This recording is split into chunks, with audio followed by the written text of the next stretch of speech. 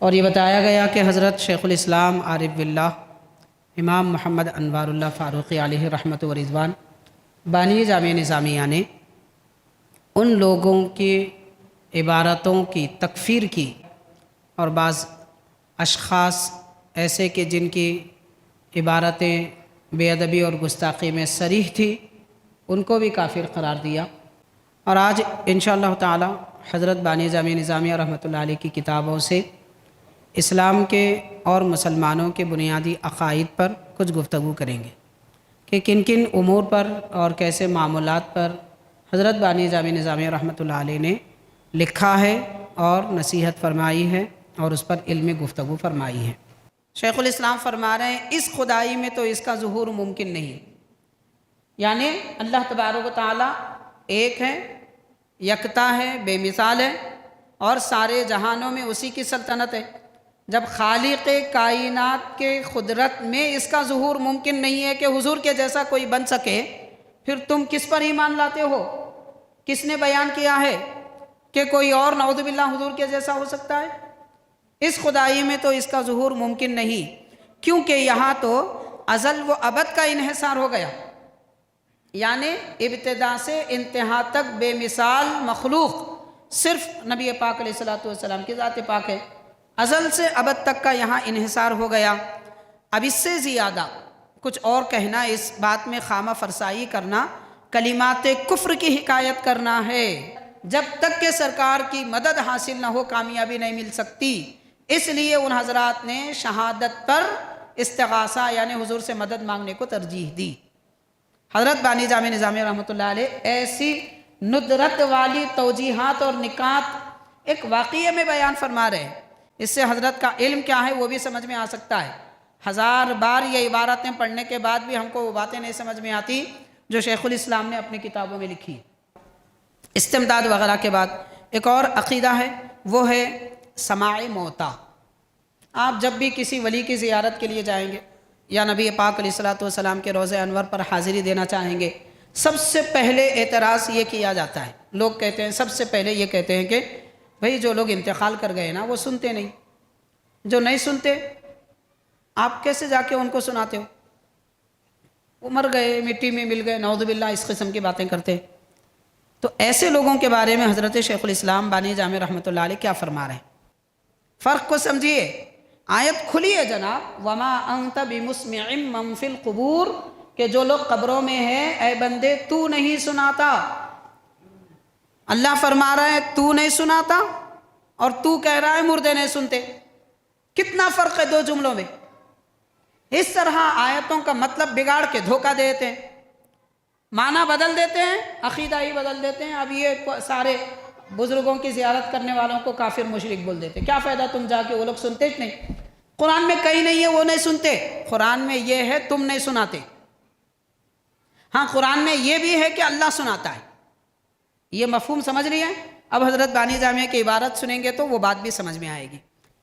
صحیح مسلم کی حدیث پاک ہے، بلکہ ایک مقام پہ بخاری میں بھی ہے، جب لوگ کسی مردے کو دفن کر کے چلے جاتے ہیں، واپس لوٹتے ہیں، تو ان کے قدموں کی آہٹ بھی میت سنتا ہے۔ جو چل کے آ رہے ہیں ان کے چپل کی آہٹ بھی سنتا ہے۔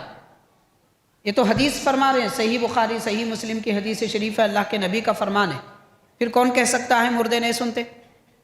سرکار فرما رہے ہیں چپل کی آہٹ بھی سنتے، اور لوگ کہہ رہے ہیں نہیں مردے نہیں سنتے۔ تو ہمارا ایمان یہ لوگوں پر ہے جو نہیں سنتے کہہ رہے ہیں، یا وہ نبی پر ہے جو سنتے فرما رہے ہیں؟ اللہ کے نبی پر ہمارا ایمان ہے، تو سرکار پہ ایمان لائیے جناب۔ باقی زمانے کے لوگ کچھ بھی بول دیتے۔ اور ایک اہم بات وہ یہ ہے کہ ہمارا عقیدہ اہل سنت و جماعت کا یہ ہے، حضور نبی پاک علیہ السلام ایک لمحے میں ہر وقت جب چاہے جہاں چاہے توجہ فرما سکتے ہیں، ایک ہی لمحے میں۔ یعنی اس وقت بھی پیارے آقا کی توجہ سارے جہانوں پر ہے، صرف بابا نگر کی جامع مسجد پر نہیں، صرف حیدرآباد شہر پر نہیں، سارے جہاں پر نہیں، سارے جہانوں پر ہے۔ 18,000 عالم حضور پاک علیہ السلام سے چھپے ہوئے نہیں ہے، سب ظاہر ہے۔ جب چاہے حضور جہاں چاہے دیکھتے ہیں، توجہ فرماتے ہیں۔ یہ عقیدہ ہے اہل سنت و جماعت کا ہمارے آقا حبیب کریم علیہ الصلوۃ والسلام کے متعلق، اور وہ عقیدہ حضرت شیخ الاسلام بانی جامع نظامی علیہ رحمت و رضوان اس انداز میں بیان فرما رہے ہیں۔ اب کوئی کہہ سکتا ہے نہیں بھائی فرشتے سنتے ہیں، یہ حدیث میں ہے نا اس لیے مانتے ہیں، سوال ہو سکتا ہے، تو اس کا جواب بھی حضرت شیخ الاسلام نے دیا ہے۔ آپ نے اپنی کتاب انوار احمدی میں ایک حدیث پاک طبرانی کی حوالے سے لکھا ہے کہ نبی پاک صلی اللہ علیہ وسلم نے فرمایا ما من عبد یصلی علی الا بلغنی صوتہ، یعنی جو بھی مسلمان بندہ میری خدمت میں درود پڑھتا ہے اس کی آواز میں سنتا ہوں، اس کی آواز مجھ تک پہنچتی ہے۔ حضرت شیخ الاسلام ترجمہ فرما رہے ہیں اس کی آواز میں سنتا ہوں۔ والصلاة والسلام على سید الانبیاء والمرسلین وعلى آلہ واصحابہ اجمعین۔ قال اللہ تعالی فی کلامہ القدیم ان اللہ وملائکتہ یصلون علی النبی یا ایھا الذین آمنوا صلوا علیہ وسلموا تسلیما۔ اللہم صل علی سیدنا محمد وعلی آلہ وصحبہ افضل صلواتک وعدد معلوماتک وبارک وسلم۔ محترم حاضرین، معزز سامعین، السلام علیکم ورحمۃ اللہ وبرکاتہ۔ پچھلے جمعہ عقائد اسلام حضرت شیخ الاسلام کی تصانیف اور کتابوں میں اس عنوان پر حضور نبی کریم علیہ الصلوۃ والسلام کی تعظیم و ادب کی اہمیت و ضرورت اور آپ کی شان میں بے ادبی و گستاخی کا وبال و نقصان کیا تھا، اس کے بارے میں ذکر کیا گیا، اور یہ بتایا گیا کہ حضرت شیخ الاسلام عارف باللہ امام محمد انوار اللہ فاروقی علیہ رحمت و رضوان بانی جامع نظامیہ نے ان لوگوں کی عبارتوں کی تکفیر کی، اور بعض اشخاص ایسے کہ جن کی عبارتیں بے ادبی اور گستاخی میں صریح تھی ان کو بھی کافر قرار دیا۔ اس کی تفصیلات پچھلی مرتبہ عرض کر دی گئی تھی، اور آج انشاءاللہ تعالی حضرت بانی جامع نظامیہ رحمۃ اللہ علیہ کی کتابوں سے اسلام کے اور مسلمانوں کے بنیادی عقائد پر کچھ گفتگو کریں گے کہ کن کن امور پر اور کیسے معاملات پر حضرت بانی جامع نظامیہ رحمۃ اللہ علیہ نے لکھا ہے اور نصیحت فرمائی ہے اور اس پر علمی گفتگو فرمائی ہے۔ چنانچہ حاضرین، ایک اہم ترین مسئلہ جو عقائد سے متعلق ہے وہ یہ ہے کہ ہمارے آقا حضور نبی کریم علیہ الصلوۃ والسلام اس کائنات میں بے مثل ہیں، بے نظیر ہیں، بے مثال ہیں، اور آپ کا کوئی ہمسر نہیں۔ حضور پاک علیہ الصلوۃ والسلام کے جیسا یا آپ کے برابر کوئی نہیں ہے۔ خالق کائنات بے مثل و بے مثال ہے، وہ خالق ہے، اور اس خالق پروردگار نے اپنے محبوب رحمت للعالمین صلی اللہ علیہ وسلم کو بے مثل بنایا، بے مثال بنایا، بے نظیر بنایا، آپ کا کوئی ہمسر نہیں۔ یہ اہل اسلام کا بنیادی عقیدہ ہے۔ تو اس کے بارے میں بعض لوگ نعوذ باللہ کچھ قسم کی باتیں ایسی ہی کرنے لگے۔ حضرت بانی جامع نظامیہ رحمۃ اللہ علیہ کے زمانے میں یا اس سے کچھ پہلے نبی پاک علیہ الصلوۃ والسلام کی ہمسری کا، برابری کا دعویٰ کرنے لگے۔ تو ان کا جواب دیتے ہوئے حضرت شیخ الاسلام علیہ رحمت و رضوان نے کچھ عبارتیں تحریر فرمائی ہیں جو آپ کی کتاب انوار احمدی کے صفحہ 142 سے 143 تک لکھی گئی ہے۔ تو حضرت نے فرمایا، شیخ الاسلام نے کیا فرمایا میں آپ کو وہ بتا رہا ہوں اور سنا رہا ہوں۔ ارشاد فرمایا، الحاصل ان تمام روایات سے یہ بات ثابت ہے کہ جو قدر و منزلت اور خصوصیت آن حضرت صلی اللہ علیہ وسلم کی حق تعالیٰ کے نزدیک ہے اس کا کچھ شمار و حساب نہیں۔ یعنی حضور پاک علیہ الصلوۃ والسلام کا مقام اور مرتبہ اللہ کے پاس جو بھی ہے اس کو کوئی نہ شمار کر سکتا ہے، نہ گن سکتا ہے، نہ حد و حساب لگا سکتا ہے۔ اب یہ معلوم نہیں کہ منشا اور سبب اس کا کیا ہے، کیونکہ اگر حضور پاک علیہ الصلوۃ والسلام رسول ہیں تو اور بھی رسول تھے، جملہ 313 رسول ہیں، انبیاء کرام بھی جملہ 1,24,000 گزرے ہیں۔ تو ان تمام نبیوں میں اللہ تعالیٰ نے ہمارے آقا صلی اللہ علیہ وسلم کو جو مرتبہ اور شان عطا فرمائی وہ کس وجہ سے ہے؟ اس کی کوئی وجہ نہیں ہے، اس کا کوئی سبب نہیں ہے۔ اللہ تعالیٰ نے چاہا حضور کو ایسا بنائے، بس رب نے بنا دیا۔ بہرحال حضور پاک علیہ الصلوۃ والسلام کا مقام و مرتبہ بھی کسی محنت اور کوشش کی وجہ سے نہیں ہے، اللہ تعالیٰ کی عطا سے ہے۔ حضرت شیخ الاسلام یہ بتانا چاہتے ہیں، اور یہ بھی فرمایا کہ ابھی یہ عالم بنا بھی نہیں تھا۔ حضور کی شان ایسی رب نے ذکر فرمائی کہ ابھی یہ عالم بنا بھی نہیں تھا، تبھی سے نبی پاک علیہ الصلوۃ والسلام کے چرچے سارے جہانوں کی اس وقت کی مخلوقات میں بھی ہونے لگے، اور تمام مخلوق بننے سے پہلے رب نے اپنے محبوب کا ذکر کیا۔ تو یعنی دنیا میں کوئی آنے کے بعد عمل کرے، کوشش کرے، عبادت کرے تو اسے درجے ملتے ہیں، لیکن ہمارے آقا علیہ الصلوۃ والسلام کی شان ایسی ہے کہ اللہ نے آپ کو جسمانی طور پر پیدا کرنے سے پہلے ہی سارے مرتبے اور سارے درجے عطا فرما دیے۔ عام لوگوں میں اور نبی پاک علیہ الصلوۃ والسلام کی شان و عظمت میں یہ فرق ہے، اس کو حضرت واضح فرما رہے ہیں۔ اور حاضرین، حضرت آخر میں یہ کیا فرماتے ہیں؟ ارشاد فرماتے ہیں کہ ہر فرشتہ ذکر میں آپ کے رطب اللسان ہے۔ حضور کے ذکر میں ہر فرشتہ تر زبان رکھتا ہے اور بزبان حال نغمہ سرا ہے۔ حال سے کہہ رہا ہے ہر فرشتہ، کیا کہہ رہا ہے؟ بعد از خدا بزرگ تو ہی قصہ مختصر، یعنی اللہ کے بعد کوئی برتر ہے تو حضور آپ ہیں، بس بات اتنی ہی ہے، اس سے بڑھ کر اور کچھ نہیں کہا جا سکتا۔ اس کے بعد حضرت فرما رہے ہیں ان لوگوں کے جواب میں جو یہ کہہ رہے تھے کہ کوئی امتی معاذ اللہ، اس قسم کے لوگ گزرے ہیں، ان کی تردید فرمائی حضرت نے، اور اس طرح کے جملوں کی تکفیر بھی فرمائی کہ امتیوں میں اگر کوئی عبادت کر لے زیادہ تو معاذ اللہ وہ کہہ رہے تھے اس وقت کے بعض بے وقوف کہ ان کو بھی اللہ تعالیٰ کے پاس وہ مرتبہ مل سکتا ہے معاذ اللہ۔ حاضرین، اس کا جواب دیتے حضرت شیخ الاسلام رحمۃ اللہ علیہ نے فرمایا، ایک طرف انبیاء اولو العزم نعت گوئی میں مصروف ہیں، بڑے بڑے انبیاء کرام حضور کی تعریف کر رہے ہیں، نعت پڑھ رہے ہیں، کوئی آرزو امتی ہونے کی کر رہا ہے جیسے حضرت موسیٰ علیہ السلام، عیسیٰ علیہ السلام، اور کوئی ان کا توسل کر کے حق تعالیٰ سے مرادیں مانگ رہا ہے۔ انبیاء بھی اللہ تعالیٰ سے مرادیں مانگ رہے ہیں حضور کا وسیلہ لے کر۔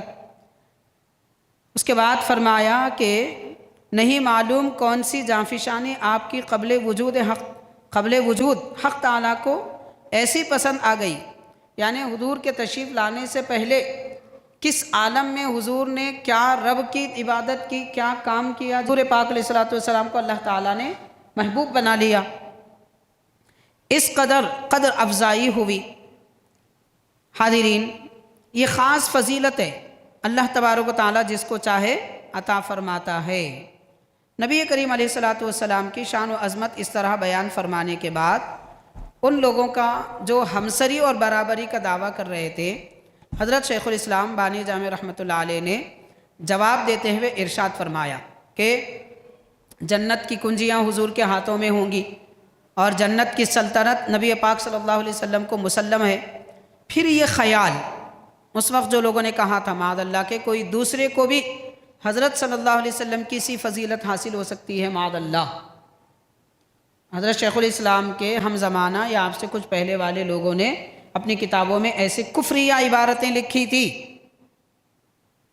اس وقت ان لوگوں کے ماننے والے لوگ بھی اب دنیا میں موجود ہیں، کچھ ایسے ہی قسم کے لوگ تھے جن کے نام اس طریقے سے بیان کیے جاتے ہیں، قاسم نانوتوی ہے، اشرف علی تھانوی ہے، رشید احمد گنگوہی ہے، اور اس قسم کے کچھ لوگ تھے، طرح طرح کی عبارتیں ان لوگوں نے کفر کی بیان کی تھی۔ ان کا رد کرتے ہوئے حضرت شیخ الاسلام بیان فرما رہے ہیں کہ ایک طرف حضور کی شان ایسی جو اوپر بیان کی، پھر اس کے بعد فرما رہے ہیں کہ جنت کی سلطنت حضور کو مسلم ہے، پھر یہ خیال کہ کسی دوسرے کو بھی حضرت کی سی فضیلت حاصل ہو سکتی ہے، یہ عبارت لکھا تھا ان لوگوں نے۔ شیخ الاسلام فرما رہے ہیں اس خدائی میں تو اس کا ظہور ممکن نہیں، یعنی اللہ تبارک و تعالیٰ ایک ہے، یکتا ہے، بے مثال ہے، اور سارے جہانوں میں اسی کی سلطنت ہے۔ جب خالق کائنات کے قدرت میں اس کا ظہور ممکن نہیں ہے کہ حضور کے جیسا کوئی بن سکے، پھر تم کس پر ایمان لاتے ہو؟ کس نے بیان کیا ہے کہ کوئی اور نعوذ باللہ حضور کے جیسا ہو سکتا ہے؟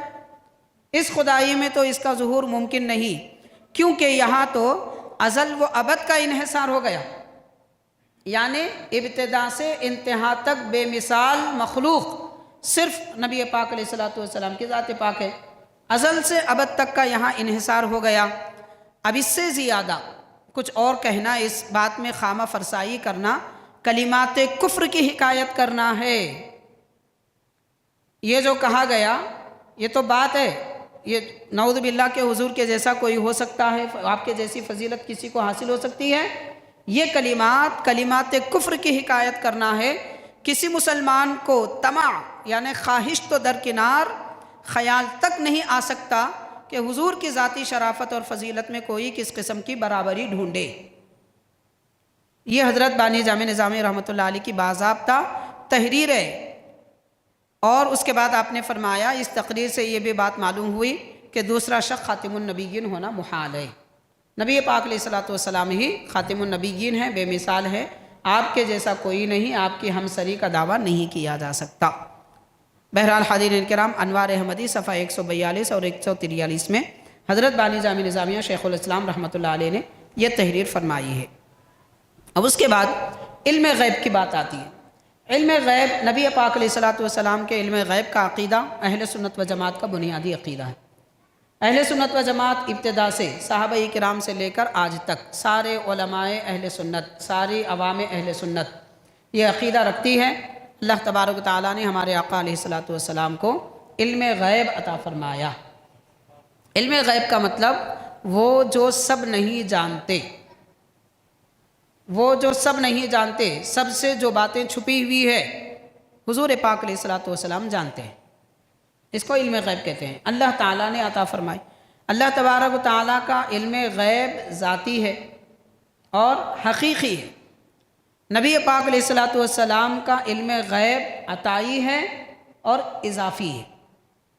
یہ بنیادی فرق ہے خالق کائنات کے علم غیب میں اور اللہ نے اپنے نبی کو جو علم عطا فرمایا اس میں۔ اب اس کے بعد حضرت بانی جامع نظامی رحمۃ اللہ علیہ علم غیب کے بارے میں کیا فرماتے ہیں؟ کیونکہ شیخ الاسلام ہمارے پیشوا ہیں، امام ہیں، اور اہل اسلام کی ایک بڑی جماعت، ایک بڑے ماننے والی قوم کے پیشوا ہیں، تو حضرت کا عقیدہ کیا تھا علم غیب کے بارے میں؟ تو شیخ الاسلام بانی جامع رحمۃ اللہ علیہ لکھتے ہیں، صحابہ کرام جب ایسے واقعات بذات خود دیکھتے اور معتمد علیہ لوگوں کی زبانی سنتے ہوں گے، یعنی حضور کے علم کی باتیں جب صحابہ کرام سنتے ہوں گے، دیکھتے ہوں گے، تو اس کی تصدیق وقتاً فوقتاً ہوتی ہوگی۔ تو کیا ان تجربوں کے بعد بھی حضرت کے علم غیب ذاتی میں ان کو شک رہتا ہوگا؟ یعنی ہم نے سنا ہے کہ سرکار کا علم غیب کیا ہے۔ مثال کے طور پر کسی صحیح بخاری میں ایک صحابی نے عرض کیا کہ حضور میرے والد کون ہیں؟ سرکار نے ان کا والد کا نام لے کر بتایا، تمہارے والد فلاں ہیں۔ مطلب وہ صحابی جانتے تھے کہ میری حقیقت میں میرے والد کون ہیں حضور جانتے ہیں، اس لیے پوچھا، اور سرکار نے ان کے والد ہی کا نام لیا، کوئی دوسروں کا نام نہیں لیا۔ تو اللہ کے نبی یہ بھی جانتے ہیں کہ اس کے باپ کون ہیں، اور حضور یہ بھی جانتے ہیں کہ اس کی نسلوں میں کون آئیں گے۔ جیسے ایک شخص کہنے لگا کہ حضور انصاف کریے معاذ اللہ، تو نبی پاک صلی اللہ علیہ وسلم نے فرمایا کہ اسے چھوڑ دو، اسے مت مارو، اس کی پشت سے ایک قوم نکلے گی جو دنیا میں گمراہی پھیلائے گی اور حضور کی شان میں بے ادبیاں کرے گی، اسلام کو بگاڑ دے گی۔ ذوالخویسرہ اس کا نام تھا، اس کی اولاد میں کون آنے والے ہیں حضور نے یہ بتا دیا۔ تو یہ واقعات ہم سنتے ہیں، صحابہ دیکھتے تھے۔ تو شیخ الاسلام بانی جامع نظامی رحمۃ اللہ علیہ فرماتے ہیں، صحابہ کرام حضور پاک علیہ السلام کے علم غیب کے حالات اور واقعات دیکھتے ہوں گے تو وقتاً فوقتاً ان کے علم میں کتنا اضافہ ہوتا رہے گا۔ کیا حضور کے غیب دانی میں کوئی شک باقی رہتا ہوگا؟ ہرگز نہیں۔ پھر فرمایا اسی لیے انہی اسباب سے وہ ہمیشہ کہا کرتے تھے، صحابہ کرام کیا کہتے تھے؟ اللہ و رسولہ اعلم، یعنی اللہ جانتا ہے، اللہ کے رسول جانتے ہیں۔ صحابہ صرف یہ نہیں کہتے تھے اللہ جانتا ہے، اکثر یہ بھی کہا کرتے تھے کہ اللہ جانتا ہے، اللہ کے رسول جانتے ہیں۔ تو صحابہ کرام کا عقیدہ یہ ہے کہ رسول جانتے ہیں، اور وہ عقیدہ اہل سنت جماعت کا عقیدہ ہے، شیخ الاسلام کا عقیدہ ہے۔ حضرت بانی جامی رحمۃ اللہ علیہ نے یہ عبارت مقاصد الاسلام حصہ 10 صفحہ 110 میں لکھی ہے۔ اور ایک مقام پر حضرت علم غیب کے بارے میں لکھتے ہیں کہ اللہ کے نیک بندے جن کو عارف کہتے ہیں، عارف باللہ، وہ غیب پر مطلع ہونے کا دعویٰ کرے تو انکار مت کرو، کیونکہ وہ اللہ کی قربت میں رہتے ہیں تو غیبی باتیں بھی ان کو معلوم ہوتی ہیں۔ مقاصد الاسلام حصہ 7 صفحہ 156۔ اور ایک مقام پر حضرت نے لکھا علم غیب کے بارے میں کہ جس قسم کے امور غیبیہ ہوں، خواہ وہ از قسم مبصرات ہوں یا مسموعات وغیرہ، سب ان کو مشاہد ہو جاتے ہیں۔ یعنی اللہ کے نیک بندے، اولیاء، صالحین، عارف باللہ ایسے ہوتے ہیں کہ چھپی ہوئی باتیں چاہے وہ سنی جانے والی ہوں یا دیکھی جانے والی ہوں، وہ سب کے سب ان کو معلوم ہوتے ہیں، وہ جانتے ہیں۔ گویا وہ تجلیات الہی کو دیکھتے ہیں، اللہ کے جلووں کو دیکھتے ہیں اور کلام الہی کو سنتے ہیں۔ اولیاء اللہ، صالحین اللہ کا کلام سنتے ہیں اور کبھی اعلیٰ درجے کی زینت ان کو حاصل ہو جاتی ہے۔ علم غیب اولیاء کرام کو بھی حاصل ہے۔ حضرت شیخ الاسلام بانی جامی رحمۃ اللہ علیہ لکھتے ہیں مقاصد الاسلام حصہ 7 صفحہ 163 164۔ اور حاضرین، حضرت آگے علم غیب کے بارے میں ایک اور بات تحریر فرماتے ہیں، ارشاد فرماتے ہیں کہ حالت نوم میں، یعنی نیند کی حالت میں بھی اولیاء اللہ کو امور غیبیہ کی اطلاع ملتی ہے، تو بیداری کی حالت میں ان کو کیا کچھ دکھائی نہ دیتا ہوگا۔ حضرت کا یہ عقیدہ ارشاد فرما رہے ہیں، بلکہ بیداری میں بطریق اولا ان کو علم ہونا چاہیے۔ جب نیند میں ان کو معلوم ہوتا ہے تو بیداری میں بھی بدرجہ اولا معلوم ہوگا۔ مقاصد الاسلام حصہ 7 صفحہ 155۔ حضرت بانی جامی نظامیہ شیخ الاسلام رحمۃ اللہ علیہ کے عقائد کیا ہیں؟ جو عقیدے آج ہم رکھتے ہیں، آپ کو بھی معلوم ہے، علماء کرام بھی بیان فرماتے ہیں کہ حضور پاک علیہ الصلوۃ والسلام کو اللہ تعالیٰ نے علم عطا فرمایا، علم غیب، اولیاء اللہ کو بھی چھپی ہوئی باتوں کا علم ہوتا ہے۔ تو یہ ہمارے آپ کے بتائی ہوئی باتیں نہیں ہیں، بلکہ جامع نظامیہ کے بانی حضرت شیخ الاسلام بانی جامع نظامیہ رحمۃ اللہ علیہ یہ ارشاد فرما رہے ہیں۔ حاضرین کرام، اور ایک اہل سنت جماعت کا یہ عقیدہ ہے کہ توسل یعنی اللہ کے دربار میں وسیلہ لینا۔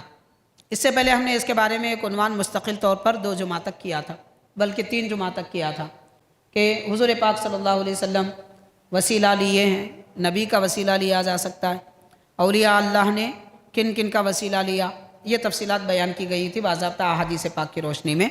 اس وقت ہم نے بتایا تھا باضابطہ کہ 100 سے زیادہ احادیث شریفہ وسیلہ اور استغاثہ وغیرہ کے متعلق نقل کی گئی ہیں۔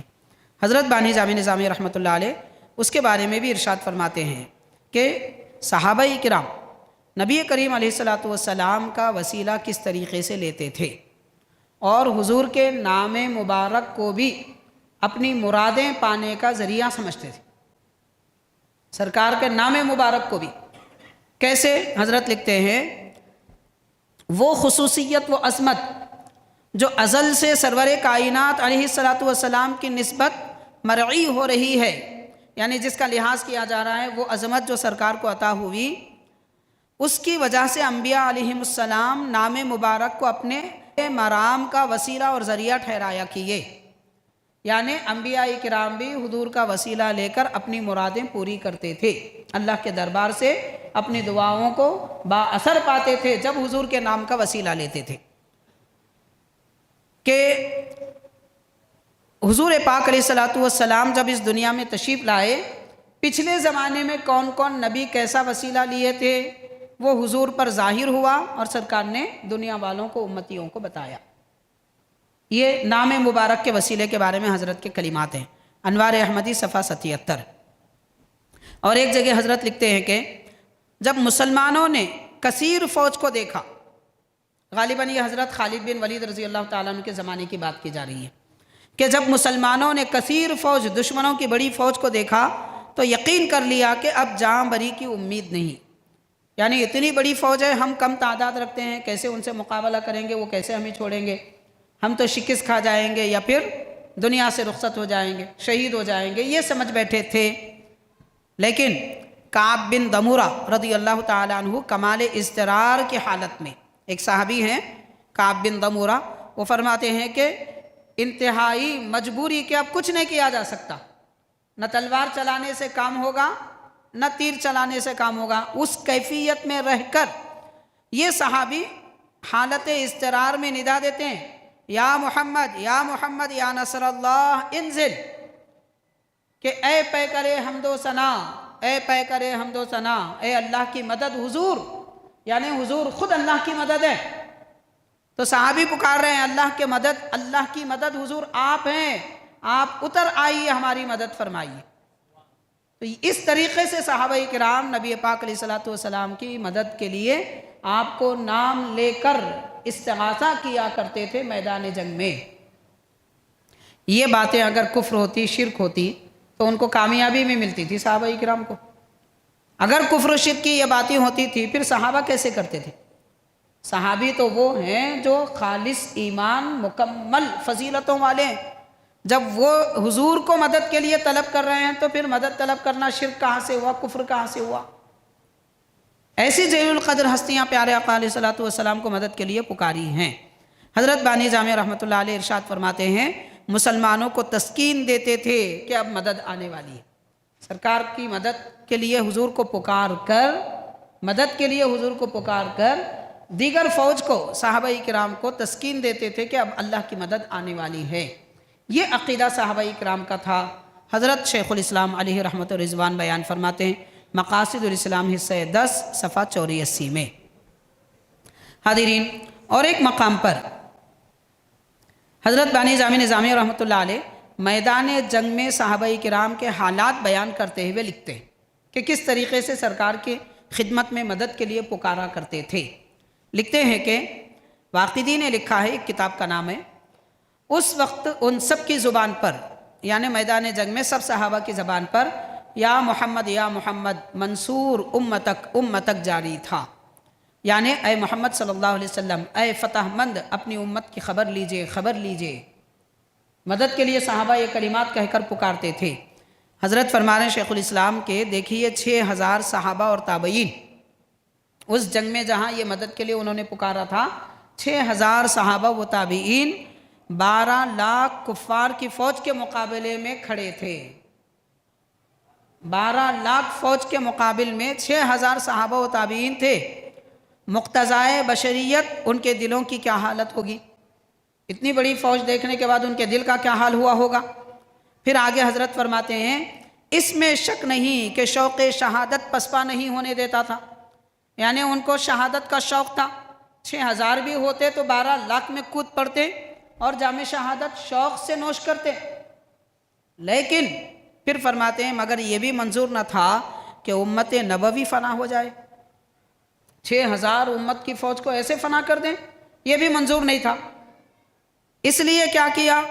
ہر چند عشق الہی کا مقتضا تھا، یہ اس عالم سے سفر کر کے وہاں کے مزے لیتے، یعنی دنیا سے رخصت ہوتے، آخرت میں چلے جاتے۔ 12 لاکھ فوج سے مقابلہ 6000 لوگ کریں گے تو شہادت ہی ہوگی، لیکن اس کے باوجود چاہتے یہ تھے کہ یہ امت فنا نہ ہو۔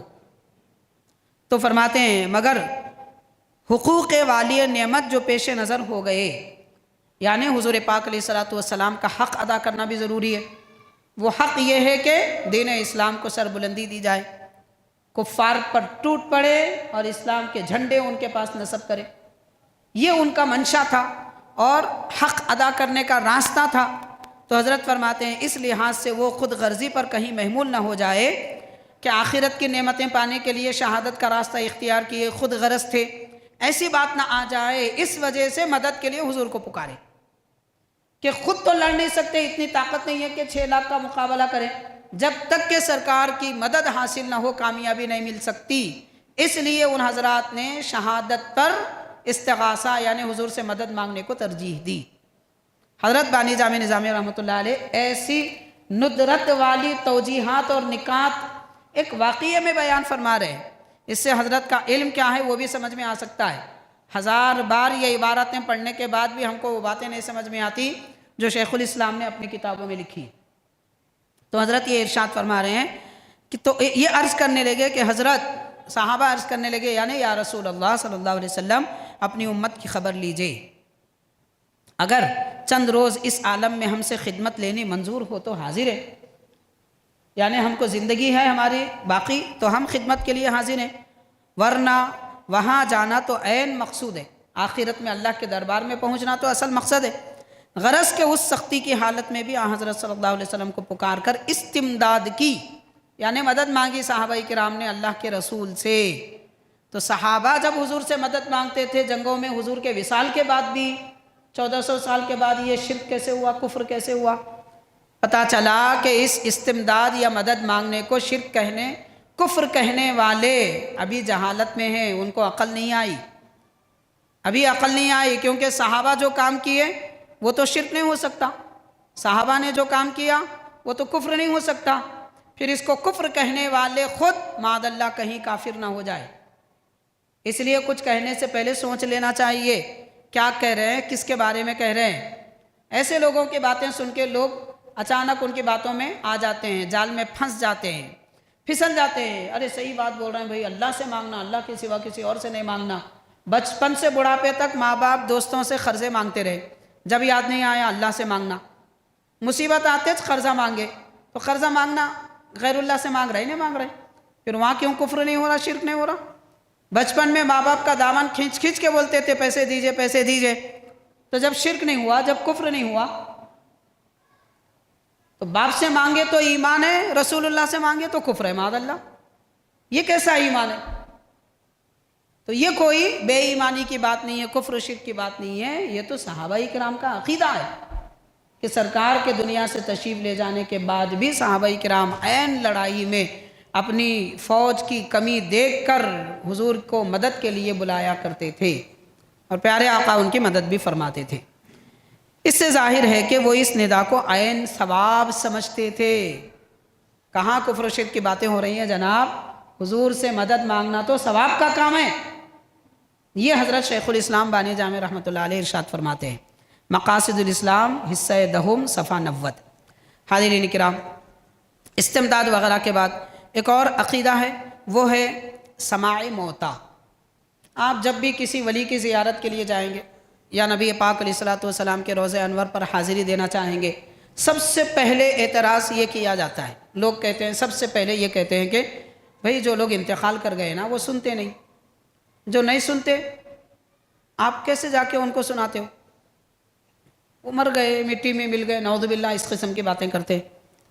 تو ایسے لوگوں کے بارے میں حضرت شیخ الاسلام بانی جامع رحمۃ اللہ علیہ کیا فرما رہے ہیں؟ حضرت فرما رہے ہیں، حضرت جو فرما رہے ہیں وہ طویل لمبی عبارت ہے، میں آپ کو خلاصہ بتاؤں گا۔ جو لوگ یہ کہتے ہیں کہ انتقال کرنے والے نہیں سنتے، ان کے پاس ایک آیت ہے، وہ آیت کو پڑھ کے کہتے ہیں۔ آیت کریمہ کیا ہے کہ ان اللہ یسمع من یشاء وما انت بمسمع من فی القبور، یہ آیت کریمہ ہے قرآن مجید کی، جس کا معنی یہ ہے کہ اللہ تعالیٰ جس کو چاہے سناتا ہے، اور اے بندے تو ان کو نہیں سناتا جو قبر میں ہیں۔ تو یہ آیت پاک لے کے کہتے ہیں دیکھو جو لوگ قبر میں ہیں وہ نہیں سنتے۔ حضرت بانی جامع نظامیہ رحمۃ اللہ علیہ یہ ارشاد فرما رہے ہیں کہ حضرت جو فرما رہے ہیں میں پہلے وہ بتاؤں گا، پہلے آپ یہ سمجھ لیجئے کہ آیت کریمہ کے دو لفظ ہیں، ایک ان اللہ یسمع من یشاء، اللہ تعالیٰ جس کو چاہے سناتا ہے، اور اے بندے تو قبر والوں کو نہیں سناتا۔ تو اس میں کیا معلوم ہو رہا ہے؟ سیدھی سی بات ہے کہ تم پکارے تو نہیں سنتے، اللہ کے سنانے سے سنتے ہیں۔ آیت کا مفہوم یہ ہے، آیت میں یہ کہاں بتایا جا رہا ہے کہ مردے نہیں سنتے؟ اس آیت میں تو یہ بتایا جا رہا ہے کہ اللہ ان کو سناتا ہے، ہاں تم نہیں سنا سکتے، ظاہری بات ہے، نہ آپ سنا سکتے ہیں نہ ہم سنا سکتے ہیں، کون سنا سکتا؟ اللہ تعالیٰ سناتا ہے۔ اس آیت سے تو مردے سنتے ہیں یہ معلوم ہو رہا ہے۔ بھائی دیکھو، آپ سنانا چاہیں نہیں سنانا چاہیں آپ کی مرضی، آپ پکاریں گے تو اللہ تعالیٰ فرما رہا ہے میں سناتا ہوں۔ تو کہاں معلوم ہو رہا ہے کہ مردے نہیں سنتے؟ ہاں یہ معلوم ہو رہا ہے کہ تم نہیں سنا سکتے۔ فرق کو سمجھیے، आयत खुली है जनाब, वमा अंत बिमुस्मिइम मन फिल कुबूर, कि जो लोग कब्रों में हैं, ऐ बंदे तू नहीं सुनाता। अल्लाह फरमा रहा है तू नहीं सुनाता, और तू कह रहा है मुर्दे नहीं सुनते। कितना फ़र्क है दो जुमलों में। इस तरह आयतों का मतलब बिगाड़ के धोखा देते हैं, माना बदल देते हैं, अकीदा ही बदल देते हैं। अब ये सारे बुज़ुर्गों की ज़ियारत करने वालों को काफिर मुशरिक बोल देते। क्या फ़ायदा तुम जाके, वो लोग सुनते ही नहीं। कुरान में कहीं नहीं है वो नहीं सुनते, कुरान में ये है तुम नहीं सुनाते। हाँ, कुरान में ये भी है कि अल्लाह सुनाता है। ये मफ़हूम समझ रही है। अब हज़रत बानी जामिया की इबारत सुनेंगे तो वो बात भी समझ में आएगी। हज़रत शेखुल इस्लाम अलैहि रहमत व रिज़वान ये लिखते हैं कि शायद यहाँ ये एतराज़ किया जाएगा कि औलिया अल्लाह की ज़ियारत को जाकर उनसे मुरादें मांगते हैं, लोग मुरादें मांगते हैं, ये शिर्क है। शायद ये एतराज़ होगा, शायद कह के बयान कर रहे हैं हज़रत। लोग यकीनी तौर पे करते, शायद नहीं करते, बोलते बराबर ये शिर्क है। तो हज़रत मगर अच्छे अंदाज में समझाने के तरीक़े से फरमा रहे हैं, शायद ये समझा जाएगा कि औलिया के मज़ारात को जाकर उनसे मुरादें मांगते हैं, ये शिर्क है। उसका जवाब ये है कि अपनी हाजत रवाइयों के वास्ते शफ़ाअत तलब करना तो किसी तरह शिर्क नहीं हो सकता। यानी कोई अल्लाह वालों के पास जाकर अपनी हाजत पूरी करने के लिए उनको वसीला बनाए, उनसे उनके ज़रिए अल्लाह के दरबार में तलब करे, उनको शफ़ी बनाए, ये तो शिर्क नहीं हो सकता। क्यों नहीं हो सकता? यहाँ हज़रत ने उसकी वजह ज़िक्र नहीं की, मगर ये बता दिया ये शिर्क नहीं हो सकता। यानी अल्लाह वालों से मुरादें मांगना शिर्क नहीं है, ये हज़रत फरमा रहे हैं। क्यों नहीं है? इसलिए कि बुखारी की हदीस है, हुज़ूर नबी पाक अलैहिस्सलातु वस्सलाम फरमाते हैं शफ़ाअत का दरवाज़ा मैं खोलूँगा, और मैं जिसके हक़ में अल्लाह के दरबार में कहूँगा कि मौला इसे माफ़ फरमा, वो बख्श दिया जाएगा, जन्नत में दाखिल किया जाएगा। तो शफ़ाअत तो हुज़ूर की भी साबित है, बल्कि नमाज जनाजा में आपको पढ़ाया जाता है दुआ पढ़ाई जाती है। छोटे बच्चे जो इंतकाल कर गए कि अल्लाह हमारे लिए इस मय्यत को शफ़ाअत करने वाला बना, तो जो बच्चे छोटे इंतकाल कर गए वो भी हमारे लिए शफ़ाअत करते हैं। जनाजे में हम दुआ पढ़ रहे हैं तो शिर्क कैसे हुआ? जब बच्चे शफ़ी हो सकते हैं तो औलिया अल्लाह क्यों नहीं हो सकते? ये सारी बातें छुपी हुई है वहाँ पे, मगर उतनी लंबी बात हज़रत नहीं फरमा रहा, इतना इरशाद फरमा दिया कि ये तो शिर्क नहीं हो सकता। अब रहा ये कि वो सुनते हैं या नहीं, औलिया अल्लाह सुनते हैं या नहीं सुनते, सो ये मसला दूसरा है, उसके बारे में दूसरी जगह हज़रत बहस किए हैं।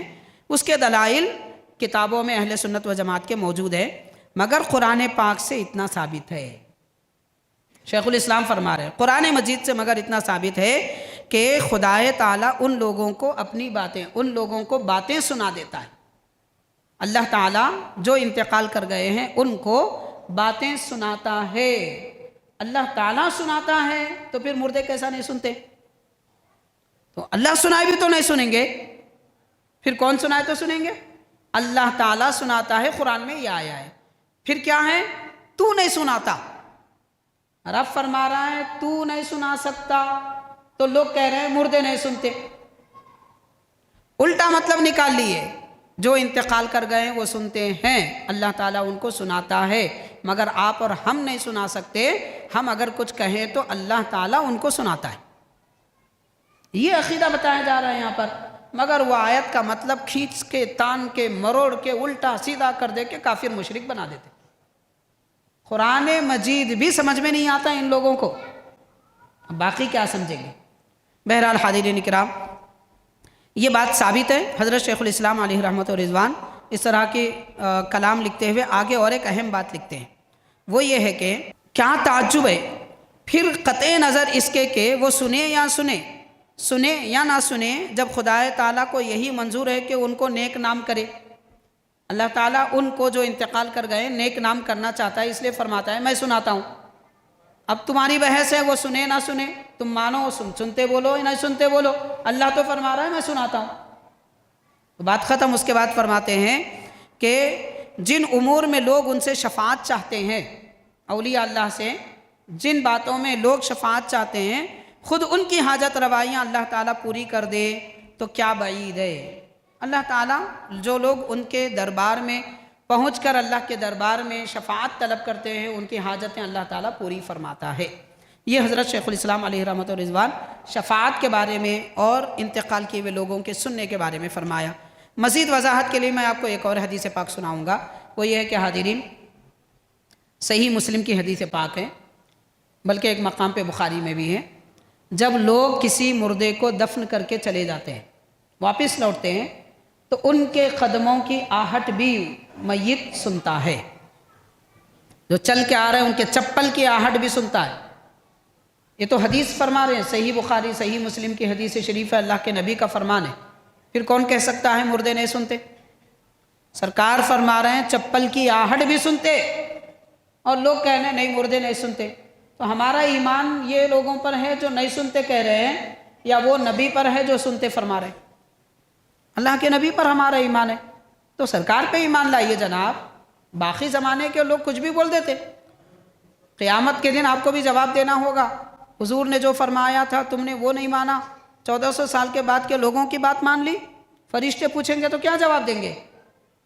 اس لیے قرآن پڑھیے، حدیث پڑھیے، نہیں پڑھ سکتے تو کم از کم سنیے، حق پرست علماء سے سنیے، حق کی باتیں معلوم ہوں گی۔ حاضرین، اور ایک اہم بات وہ یہ ہے کہ ہمارا عقیدہ اہل سنت و جماعت کا یہ ہے، حضور نبی پاک علیہ الصلوۃ والسلام ایک لمحے میں ہر وقت جب چاہے جہاں چاہے توجہ فرما سکتے ہیں، ایک ہی لمحے میں۔ یعنی اس وقت بھی پیارے آقا کی توجہ سارے جہانوں پر ہے، صرف بابا نگر کی جامع مسجد پر نہیں، صرف حیدرآباد شہر پر نہیں، سارے جہاں پر نہیں، سارے جہانوں پر ہے۔ 18,000 عالم حضور پاک علیہ الصلوۃ والسلام سے چھپے ہوئے نہیں ہے، سب ظاہر ہے۔ جب چاہے حضور جہاں چاہے دیکھتے ہیں، توجہ فرماتے ہیں۔ یہ عقیدہ ہے اہل سنت و جماعت کا ہمارے آقا حبیب کریم علیہ الصلوۃ والسلام کے متعلق، اور وہ عقیدہ حضرت شیخ الاسلام بانی جامع نظامی علیہ رحمۃ و رضوان اس انداز میں بیان فرما رہے ہیں کہ بعض لوگ جو حکمت وغیرہ کی بحث کرتے ہیں، مطلب فلسفی جو ہوتے ہیں، ان کا خیال، ان کا عقیدہ یہ ہے کہ بھئی کوئی انسان، حضور بشر ہیں اس میں کوئی شک نہیں ہے، تو وہ بشر کی بحث کرتے ہوئے لکھتے ہیں، کہتے ہیں کہ کوئی انسان ایک وقت میں کئی جگہ توجہ نہیں کر سکتا۔ ظاہری بات ہے، ہر انسان تو نہیں کر سکتا۔ جیسے آپ مجھے دیکھ رہے ہیں تو آپ چاروں جانب نظر نہیں رکھ سکتے، میں آپ کو دیکھ رہا ہوں تو چاروں طرف نظر نہیں رکھوں گا، نہ ذہن اس طرف آئے گا، نہ توجہ ہوگی، نہ نظر ہوگی۔ یہ فطرت ہے انسان کی۔ لیکن یہ فلسفیوں کی باتیں ہیں، دین کی باتیں کچھ اور ہوتی ہیں۔ انسان کی فطرت کی باتیں کچھ اور ہے اور ہمارے دین کی باتیں کچھ اور ہے۔ ہمارا ایمان فطرت پر نہیں، ہمارا ایمان دین پر ہے۔ تو وہ جو حکیمانہ طریقے سے بعض لوگ اس طرح کی باتیں کرتے ہیں، ان کے بارے میں حضرت شیخ الاسلام فرما رہے ہیں کہ اب رہی یہ بات کہ حکیمانہ مذاق میں یہ گوارا نہیں۔ مذاق مطلب مذاق نہیں، وہ ہنسی مذاق، مذاق کا مطلب لذت، ارادہ، شوق، مذہب، یہ مراد ہے۔ تو خیر، حکیمانہ مذاق میں یہ گوارا نہیں کہ وقت واحد میں تمام مسلمانوں کی طرف حضرت کی توجہ ہو سکے۔ یہ بحث دوسری ہے۔ اس قسم کے خیالات سے حکیموں نے خدا تعالیٰ کو بھی معطل الوجود قرار دیا ہے۔ یعنی یہ جو فلسفی ہے، یہ کہاں حضور کے بارے میں کہہ رہے ہیں، یہ تو اللہ کے بارے میں بھی یہی کہتے ہیں کہ اللہ تعالیٰ ہر جگہ ایک ساتھ نہیں دیکھ سکتا، نعوذ باللہ۔ کوئی مانے گا؟ کوئی مسلمان نہیں مانے گا۔ جب اللہ کے بارے میں حکیموں کی بات نہیں مانی جاتی تو رسول اللہ کے بارے میں بھی نہیں مانی جائے گی۔ پھر کس کی بات مانی جائے گی؟ اللہ کے متعلق بھی اللہ کی بات، رسول کے بارے میں بھی اللہ کی بات مانی جائے گی۔ تو بہرحال حاضرین آگے فرماتے ہیں کہ حضور نبی پاک علیہ الصلوۃ والسلام، حضور پاک علیہ الصلوۃ والسلام کو ایسی قوت اللہ تعالیٰ عطا فرمایا ہے کہ جب کوئی امتی آپ کو پکارے تو آپ اس کی طرف متوجہ ہو جائیں۔ رب نے یہ قوت حضور کو عطا فرمائی اور سب کی طرف آنے واحد میں متوجہ ہو سکے، ایک ہی لمحے میں۔ اب مان لیجئے کہ پوری دنیا کے مسلمان ایک ساتھ یا رسول اللہ کہے تو اسی لمحے میں ہر ایک امتی کی طرف حضور کی توجہ ہے۔ یہ حضرت فرما رہے ہیں شیخ الاسلام عقیدہ اہل سنت و جماعت کا۔ اور پھر فرماتے ہیں اگر یہ محال ہوتا، ناممکن اگر ہوتا، نہیں بھئی ایسا نہیں ہو سکتا کہتے لوگ، اگر ایسا ہوتا تو آپ حدیث پہ ایمان لاتے؟ تو حدیث پاک کا خلاصہ حضرت فرما رہے ہیں کہ حضرت صلی اللہ علیہ وسلم کی زبان مبارک سے خدا تعالیٰ کبھی نہ کہلواتا کہ نماز میں کل مسلمان السلام علیکہ ایھا النبی کہا کریں۔ اب دیکھیں مثال کے طور پر جمعہ کا وقت ہے، آج نماز جمعہ میں با جماعت جب ہم نماز پڑھ رہے ہیں، پورے شہر بلکہ پورے ہندوستان میں 5-10 منٹ کے فاصلے کے ساتھ نماز جمعہ پڑھی جاتی، تو یہ 5-10 منٹ تک ہر نماز میں ہر امتی تشہد میں کہتا ہے السلام علیکہ ایھا النبی، اے اللہ کے نبی آپ پر سلام، تو اے نبی کہہ کر پکار رہا ہے، تو ہر امتی کی طرف حضور کی توجہ ہے، ہر امتی کی طرف حضور کی توجہ ہے۔ اور اگر ایسی توجہ نہیں ہوتی تو حضور کبھی نہیں فرماتے تم تشہد میں ایھا النبی کہو، متوجہ حضور نہیں ہو سکتے تو کیسے فرماتے؟ پیارے آقا علیہ الصلوۃ والسلام بھی امتیوں کو یہی فرما رہے ہیں، جب تم تشہد میں نماز میں ہو السلام علیکہ ایھا النبی کہو، یقیناً میں تمہاری طرف متوجہ ہوں گا۔ یعنی حضور ہمارے سلام کا جواب دیتے ہیں اور ہمارے سلام کو سنتے ہیں۔ اور بہت ساری تفصیلات ہیں، یہ سلام کی بات آئی تو اس کے ساتھ ایک بات عرض کروں گا۔ آج کل لوگ یہ بھی کہتے ہیں کہ دیکھو اصل میں حضور پاک صلی اللہ علیہ وسلم ہمارا درود سلام نہیں سنتے، نعوذ باللہ، لوگ کہتے ہیں ہمارا درود اور سلام نہیں سنتے۔ کیسے سن سکتے بھائی؟ ایک نبی ہیں، سارے جہاں کے لوگ سلام پڑھ رہے ہیں تو کیسا سنیں گے؟ ان کی طرف کیسے توجہ کریں گے؟ ہوتا کیا ہے دراصل حاضرین کہ ایک آدمی اندھا ہے تو وہ سارے جہاں کو اندھا سمجھتا ہے، اور ایک آدمی 2 کلومیٹر نہیں چل سکتا، وہ ہر ایک کو سمجھتا ہے نہیں بھائی کوئی بھی نہیں چل سکتے، یعنی اپنی عادت کے مطابق سب کو سمجھتے ہیں، جبکہ ایسا نہیں ہوتا۔ نبی پاک صلی اللہ علیہ وسلم کی شان بڑی نرالی ہے۔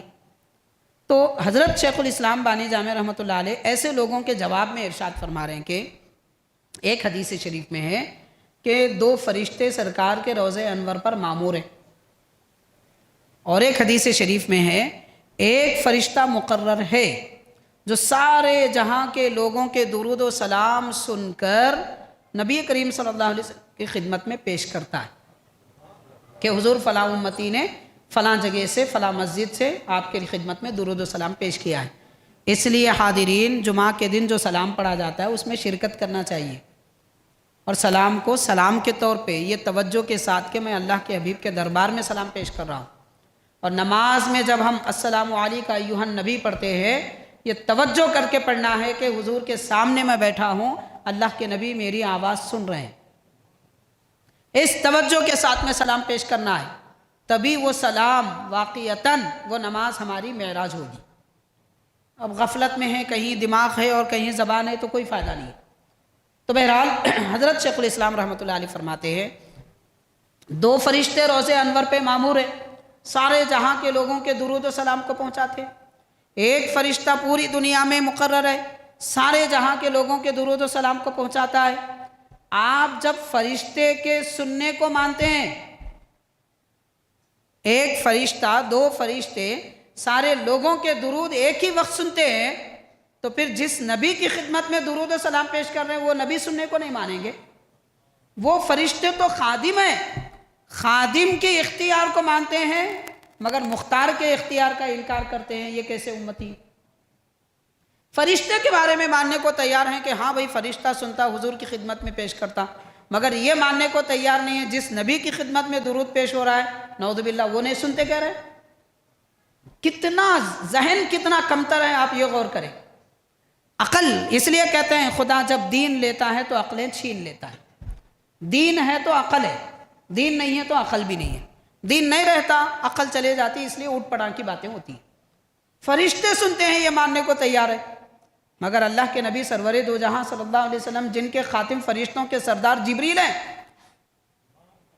تو وہ فرشتوں کے سردار جبریل بھی حضور کے خادم ہیں، اس نبی کے سننے کا انکار، مگر فرشتوں کے سننے کو مانتے ہیں۔ یہ بڑے تعجب کی بات ہے۔ اب کوئی کہہ سکتا ہے نہیں بھائی فرشتے سنتے ہیں یہ حدیث میں ہے نا اس لیے مانتے ہیں، سوال ہو سکتا ہے۔ تو اس کا جواب بھی حضرت شیخ الاسلام نے دیا ہے۔ آپ نے اپنی کتاب انوار احمدی میں ایک حدیث پاک طبرانی کی حوالے سے لکھا ہے کہ نبی پاک صلی اللہ علیہ وسلم نے فرمایا ما من عبد یصلی علی الا بلغنی صوتہ، یعنی جو بھی مسلمان بندہ میری خدمت میں درود پڑھتا ہے اس کی آواز میں سنتا ہوں، اس کی آواز مجھ تک پہنچتی ہے۔ حضرت شیخ الاسلام ترجمہ فرما رہے ہیں اس کی آواز میں سنتا ہوں، تو مطلب یہ ہوا کہ حدیث سے ثابت ہے جو بھی درود و سلام پڑھتا ہے پیارے آقا خود سماعت فرماتے ہیں۔ اس عقیدے کے ساتھ میں درود پڑھا جائے۔ بہرحال عقیدہ اہل سنت کیا ہے، اس کی تفصیلات کیا ہیں، یہ وضاحتیں حضرت شیخ الاسلام نے اپنی کتابوں میں اور مزید تفصیلات کے ساتھ بیان فرمائی ہیں۔ مختصر طور پر چند باتیں ہم نے آپ کے گوشے گزار کی ہیں۔ الحمدللہ مجھے حقر کی ایک مستقل کتاب ہے اسی عنوان پر، عقائد اہل سنت و جماعت، شیخ الاسلام بانی جامع نظامی رحمۃ اللہ علیہ کی کتابوں میں۔ تقریباً آج سے 18 سال پہلے یہ کتاب میں نے لکھی تھی، الحمدللہ بہت پرانی ہو چکی ہے۔ بہرحال حاضرین، حضرت شیخ الاسلام کی عقیدے کیا ہیں، اعمال کیا ہیں، تعلیمات کیا ہیں، یہ تفصیلات ہم کو جاننا چاہیے، کیونکہ آپ کے جو علم حاصل کرنے والے شاگرد ہیں دنیا بھر میں پھیلے ہوئے ہیں اور دنیا بھر میں آپ کی علم کی روشنی بکھیر رہے ہیں، تو ہماری بھی ذمہ داری بنتی ہے، ہم حضرت کی قربت میں رہتے ہیں، تو ماشاءاللہ دسمبر کی 2 تاریخ کو حضرت شیخ الاسلام بانی جامع رحمۃ اللہ علیہ کا عرس پاک ہے، جامع نظامیہ میں بڑے اہتمام سے منایا جاتا ہے۔ آپ حضرات بھی شرکت کریں اور حضرت کی خدمت میں ہدیہ پیش کریں ماشاءاللہ درود و سلام کا، اور مزید آپ کے تلاوت قرآن وغیرہ درود پاک کا، پھر حضرت کی توجہ ہم پر بھی ہو جائے گی، ہماری ماشاءاللہ دل کی روحانیت میں اور ہماری جسم کی کیفیتوں میں اضافہ ہوگا۔ اللہ تبارک و تعالیٰ آپ کا فیضان ہم کو عطا فرمائے، اہل سنت و جماعت کے عقیدوں پر ہم کو قائم و دائم رکھے۔ صلی اللہ تعالیٰ وسلم علی خیر خلقہ سیدنا محمد وعلی آلہ واصحابہ اجمعین والحمد للہ رب العالمین۔